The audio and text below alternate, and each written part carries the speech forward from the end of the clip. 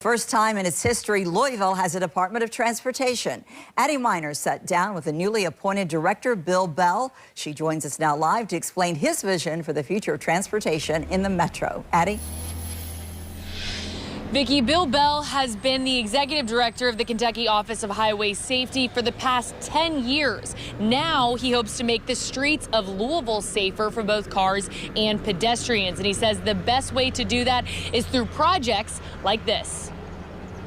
The objective is safe mobility, and we want all the residents to go to and from wherever, if they're going to work or just another destination, without the risk of serious injury or death. It's a lofty but achievable goal, according to Louisville's new director of the Department of Transportation, Bill Bell.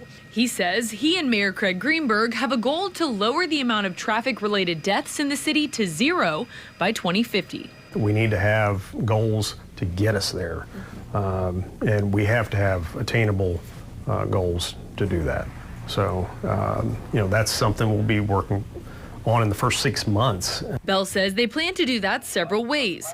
The first is to create more pedestrian safety, especially in areas that see a high amount of foot traffic. He says projects that are already underway, like Broadway All the Way and the East Market Streetscape project, are prime examples. And we've got some great assets here in downtown Louisville that it'd be great to see more people utilizing. Bell says he'd also like to see more one-way streets in downtown changed to two-ways. I want people to be safe, and I want them to go around to the city or go through the city, travel throughout the city without the risk of being in a crash.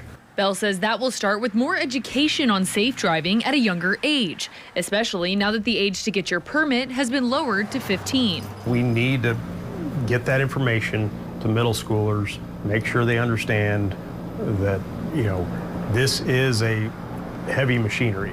And so we have to have a all-encompassing safety culture for us to get there.